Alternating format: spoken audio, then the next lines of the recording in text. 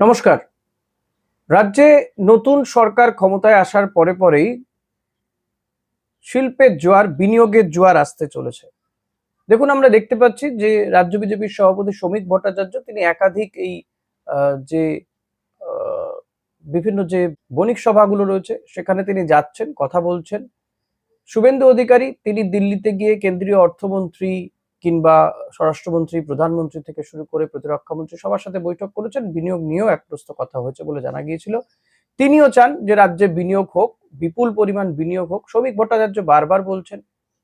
শ্রমিক ভট্টাচার্য এমনটাও বলছেন যে সিঙ্গুরের টাটারা ফিরবেই ফিরবে এবং আরো বড় বিনিয়োগ আসবে। ইনফ্যাক্ট বিজেপির ইচ্ছেই হচ্ছে বা বিজেপি চাইছে, ডেফিনেটলি চাইছে তারা যে রাজ্যে বিরাট সংখ্যক বিনিয়োগ আসুক, তাহলে এই রাজ্যের যে ছবিটা সেটা বদলাবে। গত 15 বছরে কোনো বিনিয়োগ হয়নি বলে তারা দাবি করেন এবং যে কারণে সিঙ্গুর থেকে টাটারা চলে যাওয়াতে যে রাজ্যের প্রতি মানুষের, বিশেষ করে বিনিয়োগকারীদের মন ভেঙে গিয়েছে। বিনিয়োগকারীরা আর সেই কারণে বিনিয়োগ করতে চায় না আমাদের রাজ্যে। তারা হতাশ। এ রাজ্যে শিল্পবান্ধব পরিবেশ নেই। বিজেপি সেটা তৈরি করবে। জমি নীতি থেকে শুরু করে শিল্পবান্ধব পরিবেশ গড়ে তুলবে। তাই তারা বিনিয়োগকারীদের কাছে আহ্বান জানাচ্ছেন এবং তাদের পরিকল্পনার মধ্যে অন্যতম হচ্ছে যে 100 দিনের মধ্যেই যাতে একটা ম্যাজিক কিছু ঘটানো যায়, অর্থাৎ ম্যাজিক্যাল কিছু যাতে ঘটে বিনিয়োগ সহ বিভিন্ন ক্ষেত্রে। যে কারণে কিন্তু ল অ্যান্ড অর্ডারকে একটা ঠিকঠাক করার চেষ্টা করছেন শুভেন্দু অধিকারী। আমরা দেখতে পাচ্ছি যে যারা তোলাবাজি করেছে, সিন্ডিকেট রাজ, এই ধরনের অভিযোগ রয়েছে যাদের বিরুদ্ধে তৃণমূল কংগ্রেসের, তাদেরকে গ্রেপ্তার করা হচ্ছে দিকে দিকে। কাউকে গ্রেপ্তার করে কোমরে দড়ি বেঁধে ঘোরানো হচ্ছে, যেটা নিয়ে অবশ্য ইতিমধ্যেই আইনের দ্বারস্থ হচ্ছেন কেউ যে এটা কতটা অমানবিক সেই বিষয়টা তুলে ধরার চেষ্টা করেছেন তারা। পরবর্তীতে এটা নিঃসন্দেহে দেখা যাবে কি হয়, আইন আদালত কি বলে।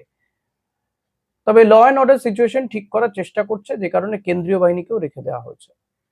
এরই মধ্যে যদিও রাজ্য সরকার কোনো ঘোষণা করেনি বিনিয়োগ নিয়ে, বিজেপির কেউ এবং গতকাল থেকে আমি দেখতে পাচ্ছি যে বিজেপির একাধিক নেতা কর্মী, বিশেষ করে তাদের যে আইটি সেল রয়েছে সেখান থেকে বিজেপির একের পর এক পোস্ট দেখা যাচ্ছে যে রাজ্যে আমূল বিরাট অঙ্কের লগ্নি করতে চলেছে। মানে অঙ্কটা হচ্ছে 650 কোটি টাকা। মুর্শিদাবাদের বিজেপি বিধায়ক গৌরীশঙ্কর ঘোষ তিনি এক্স হ্যান্ডেলে দাবি করেছিলেন পশ্চিমবঙ্গে 650 কোটি টাকার মেগা প্রকল্প নিয়ে আসছে আমূল। আমূল দুধের কথা আপনারা প্রত্যেকেই জানেন। দিলীপ ঘোষ তিনিও কিন্তু বলেছেন যে এ রাজ্যে দুগ্ধ শিল্পে যথেষ্ট সুযোগ রয়েছে। মাদার ডেয়ারি অবস্থা ভালো নয়। রাজ্য সরকার মাদার ডেয়ারিকে শেষ করে দিয়েছে। ফলত দুগ্ধ শিল্পের একটা জায়গা রয়েছে বলে তারা মনে করে। এবং সোশ্যাল মিডিয়া খুললেই কিন্তু গতকাল থেকে দেখা যাচ্ছে যে আমুল আসছে বলে বিভিন্ন পোস্ট, ডেয়ারি প্রসেসিং প্লান্ট করবে তারা, এমন বহু কথা কিন্তু বলা হচ্ছে। এই ধরনের পোস্ট হচ্ছে, 650 কোটি টাকার বিনিয়োগ হচ্ছে। কেউ বলছেন যে হাওড়াতে হতে পারে, কেউ বলছেন ডানকুনিতে হতে পারে। খুব স্বাভাবিকভাবে আমুলের মতন একটি সংস্থা যদি রাজ্যে বিনিয়োগ করে, তাহলে যে রাজ্যে বিনিয়োগের মানচিত্রে যে বড়সড় একটা পদক্ষেপ হবে সেটা বলার অপেক্ষা রাখে না। বিপুল সংখ্যক মানুষের কিন্তু চাকরি বাকরি হবে, এটারও বলার অপেক্ষা রাখে না। এবং নিঃসন্দেহে এই বাংলার শিল্পের ক্ষেত্রে, কর্মসংস্থানের ক্ষেত্রে কিন্তু আমূল একটা পরিবর্তন আসতে পারে। তবে এটা কিন্তু রাজ্য সরকার এখনো পর্যন্ত এই ধরনের কোনো ঘোষণা করেননি। কিন্তু বিজেপি কর্মী সমর্থকরা তারা কিন্তু ঘোষণা করছেন। আচ্ছা, অর্থনীতিবিদরা এটাকে কিভাবে দেখছেন? তাদের বক্তব্য, সরকারের যে নিজস্ব পরিকল্পনা ব্যবস্থা রয়েছে সেই ব্যবস্থার মাধ্যমে বিভিন্ন বিনিয়োগকারী সংস্থার সঙ্গে কথাবার্তা হচ্ছিল, আর তারই ফলস্বরূপ হয়তো আমূল এগিয়ে এলো পশ্চিমবঙ্গের মতো একটা জায়গায় যেখানে এরকম বড় শিল্প প্রতিষ্ঠান করার যে পরিকল্পনা চলছে সেটা যদি হয় তাহলে তার স্বাগত। এটা TV9-এ অর্থনীতিবিদ অনির্বাণ দত্ত তিনি জানিয়েছেন। এবং যেহেতু এখন কেন্দ্রীয় সরকারের সাহায্য পাওয়া যাচ্ছে, ফলত রাজ্যে বিনিয়োগ মানচিত্রে এই আমুলের মতন সংস্থারা এগিয়ে আসতে পারে বলে জানা যাচ্ছে। কয়েকটা সফটওয়্যার কোম্পানির সাথেও নাকি কথাবার্তা হয়েছে, তারাও বিনিয়োগ করতে পারে। আবার বলবো, যেটা কিন্তু রাজ্য সরকার ঘোষণা করেনি, গতকাল থেকে একাধিক পোস্ট দেখা যাচ্ছে। কিন্তু বিষয়টা সত্যি কি তাই? এই আমুলের বিনিয়োগের ঘোষণা কি করে ফেলেছে আমুল এখনই, নাকি এই বিষয়টা অনেকদিন আগেকার? আপনি যদি একটু গুগলে যান, সার্চ করেন, তাহলে দেখবেন এই পরিকল্পনাটা আজ থেকে ঠিক 1 বছর আগে ঘোষণা করেছিলেন। এই প্রকল্পের কথা ঘোষণা করেছিলেন বা ঘোষণা হয়েছিল আমুলের পক্ষ থেকে। ডেটটা ফেব্রুয়ারি মাসের 8 তারিখে বিভিন্ন পেপারগুলো বা এই পোর্টালগুলো খবর করেছিল যে রাজ্যে প্রায় 600 কোটি টাকা মানে বিনিয়োগ করতে চাইছে আমুল, এমনটা কিন্তু তখন বলা হয়েছিল। তো এটা এখনকার বিনিয়োগ করার যে কথা বলা হচ্ছে, বিষয়টা কিন্তু এমন নয়।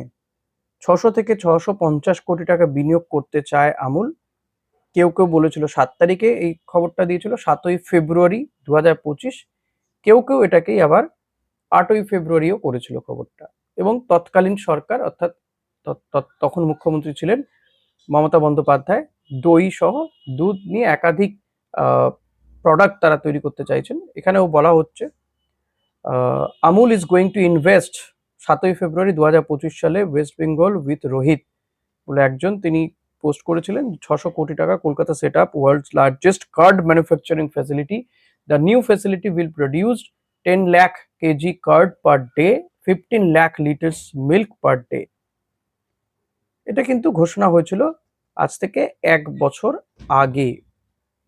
সো যারা বলছেন যে এটা নতুন সরকার আসার পরে বিনিয়োগে মানে একেবারে জোয়ার চলে এলো, যারা প্রচার করতে চাইছেন তাদের প্রচারটা ঠিক নয়। আগের সরকারের সময়ই কথাবার্তা হয়েই ছিল, ঘোষণা তখনই করে দিয়েছিল আমুল যে তারা এটা করতে চায়, বিনিয়োগ করতে চায়। তখন বিভিন্ন পোর্টালগুলো খবরও করেছিল, আপনারা নিজেরাও সার্চ করে গিয়ে দেখতে পারেন, আমি মিথ্যেও বলতে পারি, তো দেখতে পারেন সেটা। এটা ঠিক যে আমুলের মতন সংস্থা এলে, বিনিয়োগ হলে নিঃসন্দেহে অন্য সংস্থাগুলো আগ্রহ প্রকাশ করবে। আর যদি বিনিয়োগ তারা পায়, বিনিয়োগ বান্ধব পরিবেশ পায়, নিঃসন্দেহে বিনিয়োগ বাড়বে, কর্মসংস্থান বাড়বে। পাশাপাশি রাজ্যের যে দুগ্ধ শিল্প, সেটাও কিন্তু দেখতে হবে যে রাজ্যের যারা লোকজন, যারা এই দুগ্ধ শিল্পের সঙ্গে যে সমস্ত গোয়ালারা যুক্ত রয়েছে, তারা কোথাও মার খাবে না তো, সেটাও কিন্তু দেখতে হবে সরকারকে। বিনিয়োগ হোক, সেটা গত সরকারের অ্যানাউন্সমেন্টে করা হয়ে থাকুক বা এই সরকার যেই করে থাকুক না কেন, তবে ক্রেডিট নেওয়ার চেষ্টা না করাই ভালো। যদি সেটা ঘোষণাই হয়, রাজ্য সরকার যদি পরবর্তীতে ঘোষণা করে এটা আগেই কথা ছিল, এখন বাস্তবায়িত হচ্ছে, খুব ভালো লাগবে। কিন্তু এটাই বলবো যে এটা ক্রেডিট নেওয়ার বর্তমান সরকারের কিছু নেই, এটা পূর্ববর্তী সরকারের আমলেই এটা হয়ে রয়েছে।